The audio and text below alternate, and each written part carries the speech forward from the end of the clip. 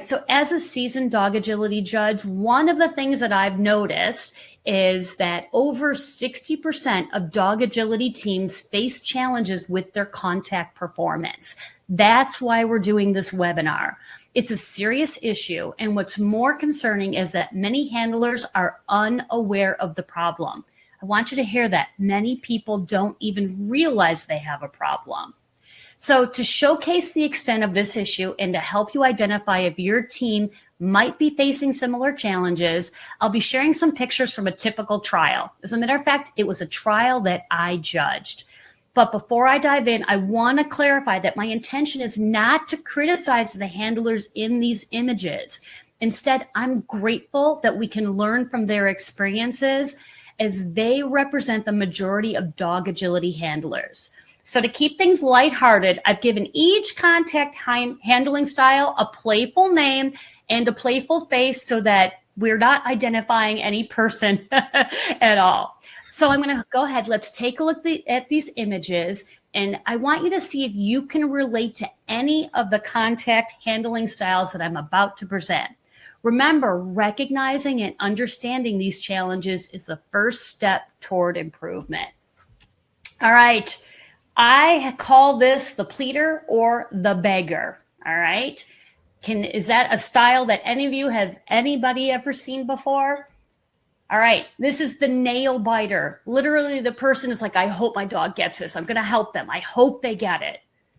Next, we've got the reduced speed maneuverer. Okay. So this person, just by pulling back on the speed, had hoped it would help them get the contact zone.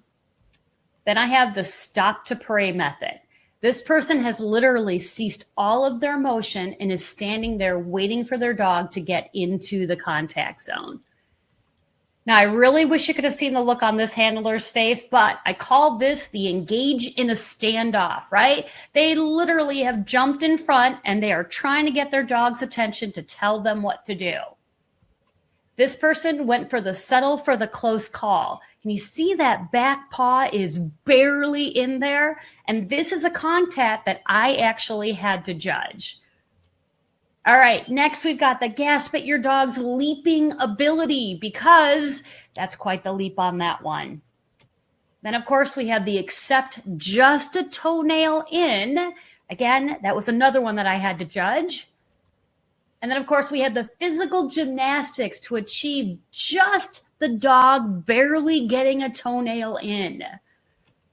And then, of course, we've got hope your dog's leap from the A-frame was a fluke, but it turns out it wasn't, because now the dog is also leaping from the dog walk. So that brings to a good point. Oftentimes when you have difficulties on one contact obstacle, it's going to correlate into another contact obstacle, including the teeter.